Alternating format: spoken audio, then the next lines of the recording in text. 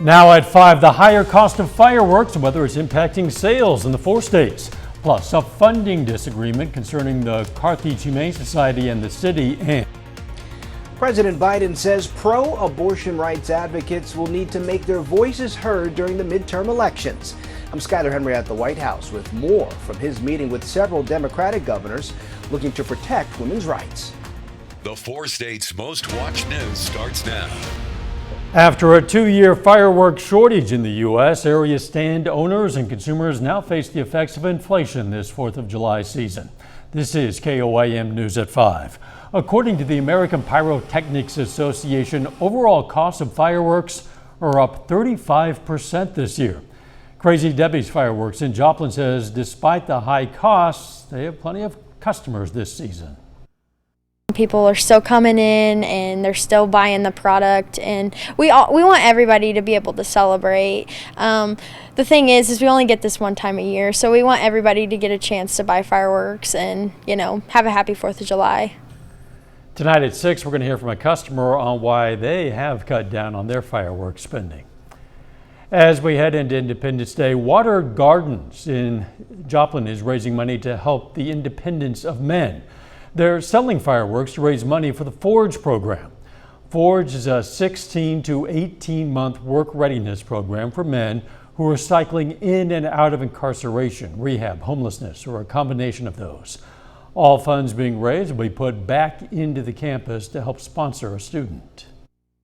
The one thing that I love about the Forge program is it truly has changed the trajectory of many of these men's lives. They come in with substance abuse, being addicted, estranged from family, and a year and a half later, they've just truly been set free from a lot of the bondages that they come to us with. Costs about $5,000 to sponsor one person who goes through the Forge program. It's going to be a hot holiday weekend. Doug Heddy. It is. It's been hot over the past couple days, but we do have at least some rain chances as we go through about the next 48 hours. Most of us have partly cloudy skies right now, but you can see a few isolated thunderstorms popping up in our far northwestern counties, and this is where most of them are going to stick as we go through the evening hours. Some strong, even some low-grade severe thunderstorms, but another complex is going to try to get going later on tonight, and this will affect our northern counties late tonight into the morning hours. Look at our temps. We're sitting into the mid-90s right now. The humidity is creeping up, so heat indices near 100. So it is hot, a little bit more humid across the region. Through the evening hours, we slide back through the 90s, 80s, into the 70s. Of course, we're going to look at the holiday weekend here in just a bit. Catch then. Beware of funny money. The Joplin Police Department says it's been investigating many cases of counterfeit money used throughout the city, victimizing local businesses, marketplaces, people selling online, even garage sales. They've released pictures of the type of fake money they're seeing on a regular basis. Some of it's marked that it's for motion pictures. It's showing up in various denominations, so you need to look at the cast to check for authenticity. The City of Carthage and the Carthage Humane Society are negotiating a contract that funds the animal shelter while complying with the city's budget. The Humane Society is asking the city to increase funding from $36,000 to $48,000. The money would be used to pay workers, animal medical bills, and utilities. The City of Carthage has rejected that request. So essentially, we offered that same $36,000 for 360 animals. They responded back that they did not think that was best for them. Which again, I totally get that. Their expenses are raising too. Now they have until July 17th to agree on a new contract. If the contract is not renewed for the first time in 74 years, the Humane Society will not be the city's animal shelter. In a meeting with Democratic state governors today, President Biden again bashed the U.S. Supreme Court's decision to overturn the landmark 1973 Roe v. Wade ruling on abortion exactly 1 week ago. He's calling on Americans to send more Democrats to Congress this November in order to pass a national law. Meanwhile, abortion rights advocates in states around the nation are also taking their fight to the courts and to the polls. Skyler Henry has more from the White House. President Biden met virtually with a group of Democratic governors to discuss the future of abortion rights. I share the public outrage at this extremist court that's committed to moving America backwards. This is not over. It's not over. He also announced his support for a change in Senate rules. Congress is going to have to act to codify the Roe into federal law. The filibuster should not stand in the way of us being able to do that. But right now, we don't have the votes in the Senate. It comes one day after the president slammed the High Court's decision to overturn Roe v. Wade on the world stage. The outrageous behavior of the Supreme Court of the United States. In a statement, Senate GOP leader Mitch McConnell slammed the president's remarks as an inappropriate attack on the court, adding the people will now have a say on abortion rights. The Democrats have seized the issue to rally voters ahead of this year's midterm elections, with abortion measures already expected on some state ballots. This movement isn't waiting until November to fight back and protect access. Planned Parenthood and other supporters of abortion rights have also turned to state courts. In Florida, a judge said he'd temporarily block the state's 15-week ban under the state constitution, following similar rulings in other states. It was not, of course, something, that we were happy to see. Florida's Republican governor has vowed to continue the legal battle. Skyler Henry, CBS News, the White House. In today's call, multiple governors told the president they're taking steps to assist women who may travel to their states to seek abortion services. American basketball star Brittany Griner went on trial today in Russia to face drug charges that could put her in prison for years. The 31-year-old Phoenix Mercury Center is accused of bringing hashish vape cartridges into that country and has been detained since February. Her case comes at an extraordinarily low point in Moscow-Washington relations. Griner was arrested less than a week before Russia sent troops into Ukraine. Still ahead, is the COVID vaccine one size fits all? Does your body weight affect how protective your COVID vaccine is? I'm Ian Lee with new research out of the UK. And why the sight of certain foods can make our mouths water. Those stories next in Health Watch. Topping today's Health Watch, some are shorter, taller, bigger, smaller. Now, the largest study to date reveals how COVID vaccines work with people of different sizes. Ian Lee reports.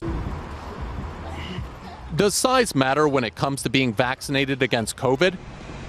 Researchers at Oxford University wanted to find out how well COVID-19 vaccines protect people of different weights from hospitalization and death. Well, the first key outcome is that vaccines are highly effective across all body weights, and that is great news. Scientists studied the medical records of more than 9 million people across the UK and looked at body mass index, or BMI, a measure of body fat based on height and weight. Dr. Carmen Piernas led the study and says not everyone is the same. In the vaccinated people, there are still cases, and those cases is where we see increased risk of severe COVID in the high weights and low body weights. But why those groups are more affected is still a mystery. There is something going on with underweight and the overweight people in terms of their immunity, in terms of the response to their vaccines that we still don't understand very well. Researchers also discovered underweight people were less likely to get the shot, but don't know why. Dr. Piernas now hopes their findings will help governments target the most vulnerable. And for policymakers to look into perhaps thinking of different ways of prioritizing the vaccines. And for everyday folks, she offers this recommendation. The take-home messages are basically take the vaccine if you can, especially if you're underweight, and try to lose weight if you're overweight. A doctor's orders on staying healthy during the pandemic. Ian Lee, CBS News, London. The next step, says researchers, is to look at the effectiveness of booster shots, people who are obese or underweight, how it works on them. Good ventilation appears to be key to stopping the spread of the coronavirus in large public spaces. A British review of so-called super spreader events found evidence that many of those infected were at least 6 feet away from each other. Researchers say that suggests long-distance airborne transmission of the virus occurred, which better airflow could have prevented. They noted the events studied took place before COVID-19 vaccines were available. The sight of a delicious meal has long been known to make people salivate, make your mouth water. Well, scientists at the University of Basel think they figured out why that happens. They discovered that seeing food triggers an inflammatory response in the brain, prompting the pancreas to release insulin. Same response is involved in the development of type 2 diabetes. And patients benefit when they can visit the same doctors over time. That's the conclusion of a large-scale review of UK medical practices. It also found that as people get older, they're more likely to go to a physician they've seen before, and that smaller medical practices are better at maintaining doctor-patient continuity. And that is a look at today's health news. Later, escaping for the 4th. If you're hitting the road this 4th of July weekend, expect company, a lot of it. I'm Michael George with the record number of travelers driving to that holiday getaway. Plus, our temperatures really heating up over the next week. We're going to look at that coming up.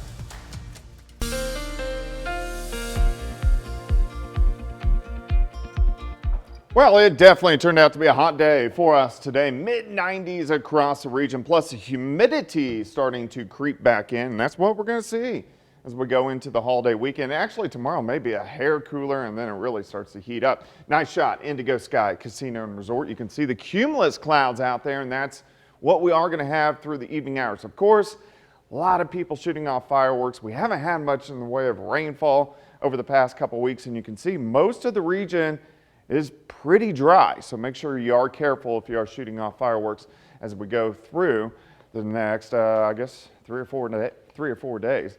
Look at our temps, mid-90s outside.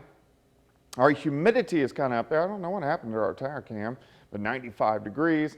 We're going to drop back through the 90s, 80s, eventually down into the lower 70s a little bit later on tonight. So fairly mild overnight. Most of us look fine, just partly cloudy skies, but you can see some thunderstorms which have gotten going in our northwestern counties. These are mainly just to the north of Yates Center, but some of these have been strong to low-grade severe. So here's Eureka, Yates Center, and then over toward Iola. Most of these are going to skirt just along and north of Yates Center and Iola through the evening hours. Everybody else should stay dry, but we could get some thunderstorms in here later on tonight. A complex is going to develop north central parts of Kansas, and this will affect our northern counties as we go through the overnight hours. Let's go through time for us during the evening hours. Those thunderstorms gone once we lose the heating of the day.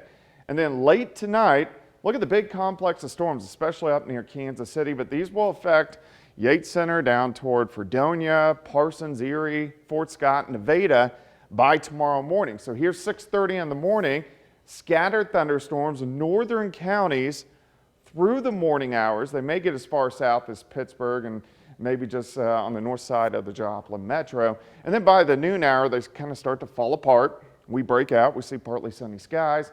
We go into lower 90s for highs. A little bit cooler in northern counties, upper 80s to near 90 degrees. 73 to start, 88 by noon. An isolated pop-up storm during the afternoon, 93 degrees, but the second half of the day in general looks pretty good. Isolated thunderstorms tomorrow evening, kind of popping back up, so hit and miss little storms tomorrow night into Sunday morning. And then I think most of Sunday looks pretty good, but again, we're going to have some isolated hit and miss storms Sunday afternoon. If you're heading to the creek, the lakes, overall, it looks pretty good, but we're going to watch for those hit and miss storms. Then here comes the heat on the 4th of July, upper 90s, mainly dry next week. Look at this, pushing 100 by Tuesday. We should go into the triple digits as we get through the middle of next week, and mainly dry. Heat indices are going to press 110 most of next week. 93 tomorrow, 96 on Sunday. On the 4th, 97. 100 on Tuesday, 102 on Wednesday, 103 Thursday, 103 on Friday. So we are going to enter a very hot stretch by early next week. The lawns that aren't already crispy will be certainly a week from now. Yeah, and we're not going to get much rain over the weekend.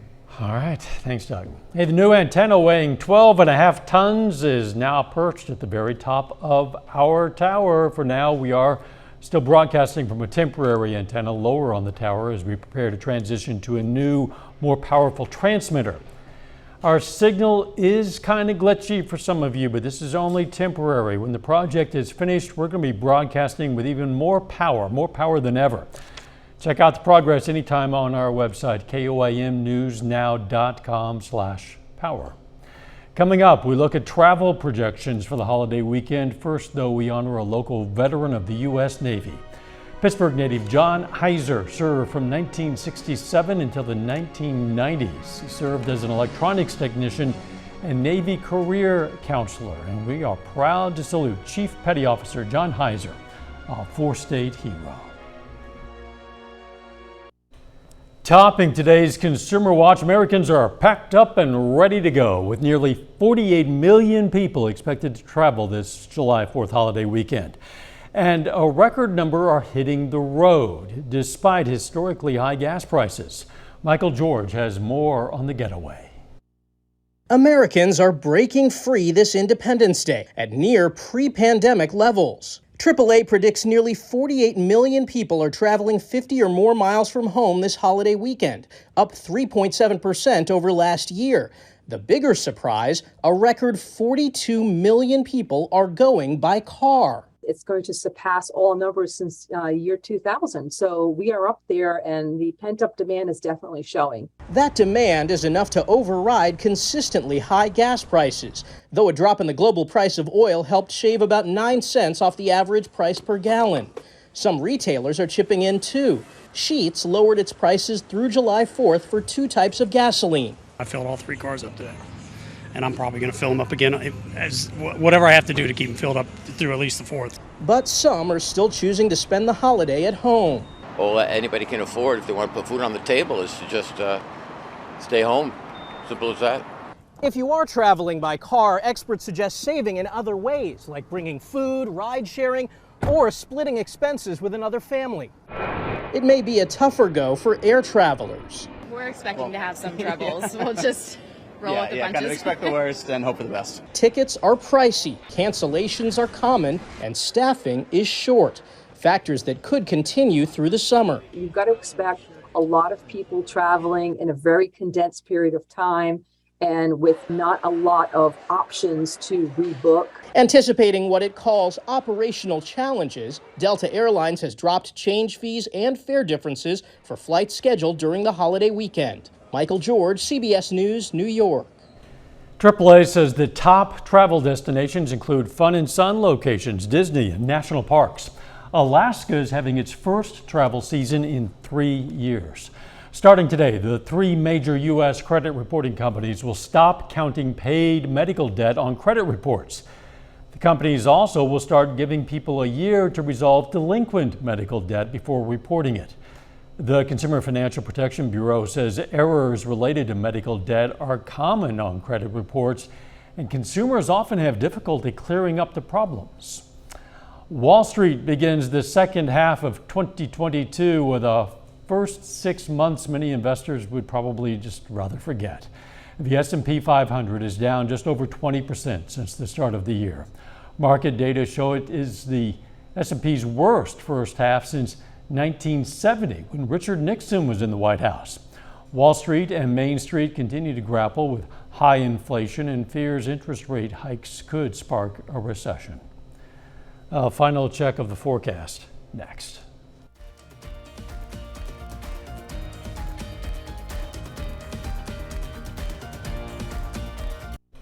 Up next on the CBS Evening News, ahead of America's birthday, you're going to see a party that'll blow you away.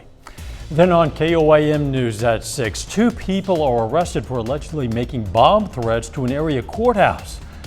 Plus, possible changes to the way Carthage handles stray animals, and we're going to hear from the new Webb City High School baseball coach. Stay with us, CBS Evening News and then KOAM News at 6. If you're going to be out and about this weekend, and a lot of you are, stay hydrated, try to stay cool if you can. It's going to be hot out there. It is. Temperatures stay kind of into the mid-90s on Saturday and Sunday. We are going to be dodging a few thunderstorms, especially tomorrow morning, and then again tomorrow night into Sunday morning. And then we really dry out and heat up. Look at this, 97 on the 4th, and then triple-digit heat for a good chunk of next week. Triple-digit heat. It's only 1 digit too many. I know. Look at it that way. Not quite as bad. Thanks for joining us. CBS Evening News is next. Of course, we'll be right back here for KOAM News at 6. Let's make it a great evening.